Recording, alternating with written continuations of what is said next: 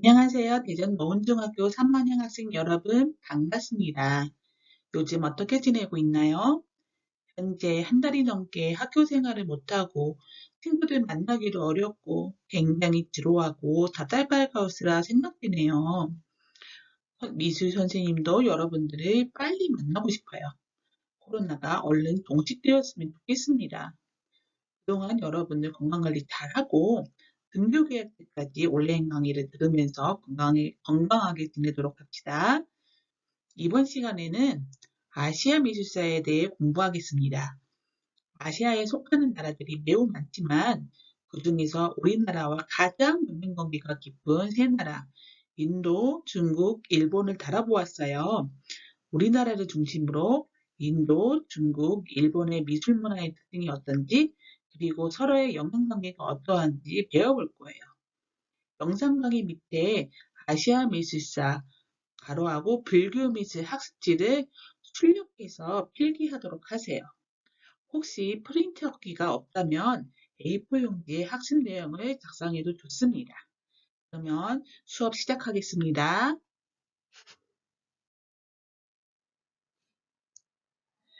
먼저 불교 미술의 전파에 대해 알아보겠습니다. 여러분 지금 보이는 불상이 통일신라 시대 때 제작된 석굴암 본尊불상이에요.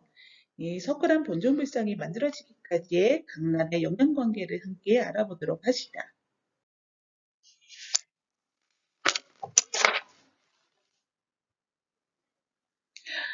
지금 보이는 불상은 인도의 마트라 불상이에요.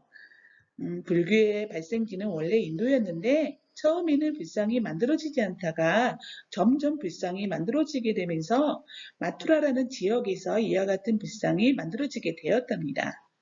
이 불상은 원래 인도가 갖고 있던 본래의 미의식이 반영된 불상이라고 할 수 있어요. 좀 더 토속적이고 단순한 옥자락과 건강하고 힘이 넘치는 육체를 표현한 것을 볼 수 있어요. 그런데 이후 인도의 간다라 지방에서 새로운 양식의 불상이 나타나게 됩니다. 여러분 아까 보았던 마트라 불상과 어떤 차이가 있을까요? 이 불상이 좀 더 입체적으로 보이죠. 이목구비도 뚜렷하고 옷주름이 매우 사실적이에요. 이를 간다라 미술이라고 하는데 간다라 지방을 중심으로 그리스 헬레니즘 미술의 영향을 받아 새로 발생한 인도의 불교 예술이에요. 여기 머리카락, 얼굴, 여기 이쪽에 이게 옷주름들이 마트라 불상의 불상보다 사실적으로 표현되었네요. 간다라 미술이 이렇게 사실적으로 바뀌게 만든 그리스 헬레니즘 미술에 대해 알아봅시다. 지금 보이는 조각은 헬라니즘 시대의 대표적인 조각인 아오콘이에요. 뱅의 찜찜강며 죽어가고 있는 고통스러운 모습을 아주 생생하게 표현했죠. 헬레니즘 미술은 그리스의 후반기에 불었던 인간 감정의 과장된 표현 방식을 나타낸 미술이에요. 이 부분은 다음에 서양 미술사에서 그리스 미술을 좀 더 자세하게 다루겠습니다. 그런데 시간이 지나자 인도에서는 본래의 미의식을 이전의 간단한 미술과 접목해서 발전시키기 시작했어요. 지금 보이는 석굴 양식은 인도의 아단타 석굴입니다. 이 석굴 양식을 거쳐서 중국으로 건너가고 이후 통일신라 시대로 이어져 우리나라의 석굴암을 제작하는데 많은 영향을 주었답니다. 그래서 여기 보이는 일상이 간다라 미술과 마투라 미술이 혼합된 특징을 지금 보여주고 있어요. 그래서 아까 보았던 이제 간다라 불상보다는 조금 덜 입체적이지만 이전에 마투라 불상보다는 조금 더 입체적인 특징을 보이는 것이 인도의 아잔타 석굴의 특징이에요. 다음의 지도를 보면서 불교 미술이 어떻게 진행되었는지 이해도를 높이도록 하겠습니다. 당시 그리스와 중동아시아를 평정하고 알렉산더 대왕이 정복한 대제국이 건설되어서 인도 역까지 오게 되었어요. 이 부분을 알렉산더 대왕이 정복을 한 후기 그리스예요. 그래서 이쪽 부분이 인도고요.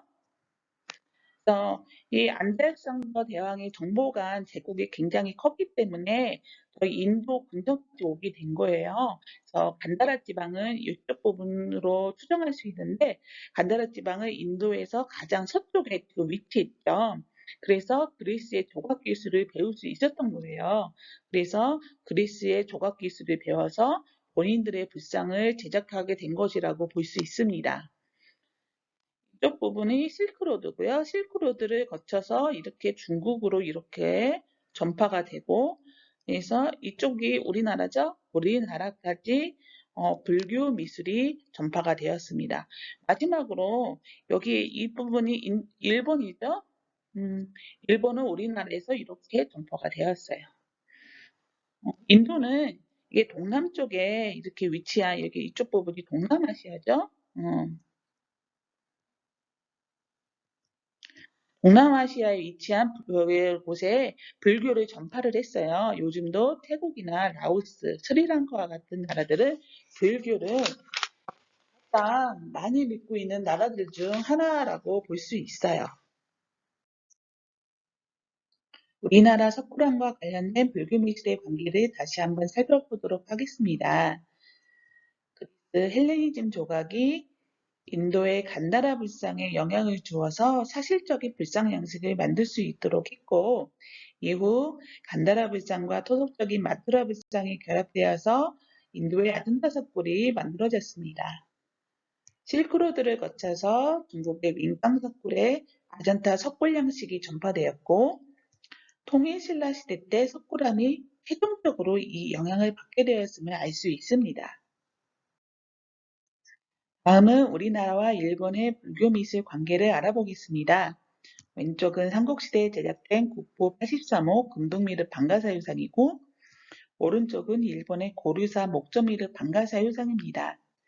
여러분, 이 두 불상의 차이를 알 수 있나요?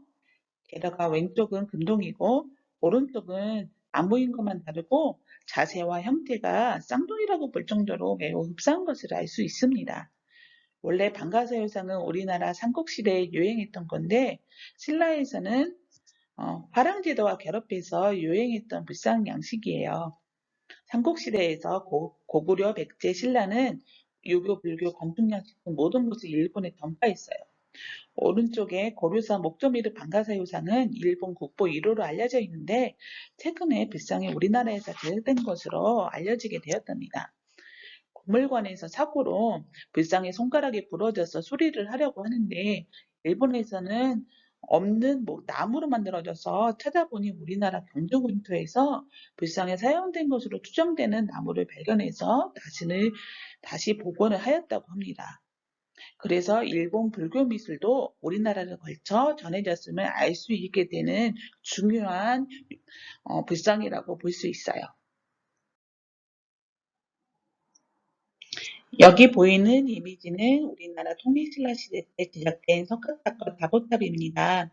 여러분, 절에 가면은 탑이 항상 있는데 탑이 무엇을 상징하는지 알고 있나요? 우리나라와 인도, 중국의 탑의 특징과 영향관계를 알아보도록 하겠습니다. 불교에서는 탑을 부처의 무덤으로 여깁니다. 그래서 문헌들에는 탑이 필수로 있다고 볼 수 있어요. 불상보다 탑이 더 먼저 만들어졌어요. 탑 안에는 부처의 시신을 화장한 사리를 넣는데 탑이 많이 만들어지게 되자 동전을 넣어서 사리를 대신하게 돼요. 이것을 법신설이라고 부르죠. 참고로 스님이 돌아가셨을 때는 스님의 사하를 넣을 수 있는 부도라는 탑을 만들었다고 합니다. 지금 보는 탑은 인도에서 가장 오래된 산치제탑입니다. 여러분들 지금 여기에서 보니까 산치제탑을 보니까 탑이 이렇게 무덤 모양으로 되어 있죠. 그래서 탑이 부처의 무덤 역할을 한다는 것을 확실히 알 수 있겠죠. 이 산치제탑은 인도에서 가장 오래된 불탑이어서 기원전 3세기경 아세코한테 도성되었고 이런 탑문에 불교의 내용들이 조각되어 있어요. 자, 근데 여러분들 이 이후에 다른 나라로 이렇게 전파되는 탑의 모양은 이 모양과 달라요. 자, 왜 그럴까요? 여기를 보면은 샹시대탑의 제 꼭대기에 지금의 탑 모양과 비슷한 부분이 여기 보이죠? 네, 맞습니다. 이후 중국부터는 탑이 상륙부에 해당되는 부분들이 이제 탑으로 만들어지게 돼요. 인도의 탑 양식은 이후 중국으로 넘어갑니다. 아까 보았던 탑의 상륜부를 탑으로 제작하게 되는데 중국의 전통적인 가옥 양식인 노각 형식과 결합해서 지금과 같은 탑 모양의 시초가 됩니다. 노각 형식이라는 것은 높이 지은 다락집을 말합니다. 재료는 보통 나무를 사용한 목탑이 많았지만 지금 보는 당나라 대항탑처럼 벽돌로 만든 전탑이 유행하게 돼요. 그래서 화재에 여기 나무로 만든 탑이 너무 취약하니까 전탑도 많이 만들게 돼요. 다음은 중국의 탑 양식을 백제식으로 해석해서 만든 미륵사리 석탑입니다. 백제는 세련되고 우아한 기술을 가지고 있어서 인근의 신라의 황룡사 굿즈 목탑도 지어주고 일본에게 건축 기술을 많이 알려주었다고 합니다.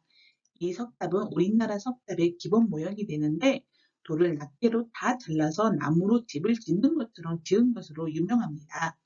이후 백제식의 석탑 기술은 삼국 통일이 되어서 통일신라로 이어지게 되죠.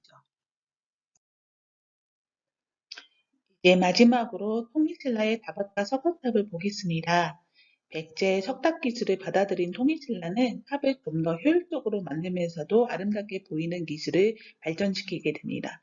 그래서 백제식 같은 경우에는 어, 돌을 하나씩 지금 다 잘라가지고 칠 때 나무로 집을 짓는 것처럼 돌을 하나씩 하나씩 쌓아가지고 이렇게 석탑을 만들었다면 이게 백제 같은 경우에는 이렇게 큰 돌판 같은 것들이나 돌 덩어리 같은 것들을 결합을 한 다음에 여기 부분들을 실제 보이는 이런 문이라던가 이런 부분들을 조각을 했어요.